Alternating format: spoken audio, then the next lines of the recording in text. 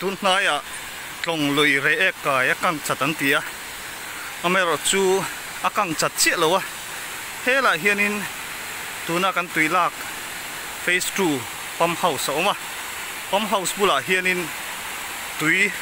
an khuana aware an tia pe chi chuan hemi hi oma aware hianin a khuwa pani a khuwa na chaklama khin khita kilometer ni thum vel chu atling chhona sa hle ti hriata te hi kan din huna nia tui hi tama pam tur hi atam khat ti chu chiang ani tuna hian helai vel hi a ro vek angan ron lak thin kha nia chutiam chu ni lowa pam tur than hem tok takala omani a thaphan omlo ti a khiat ani helai hi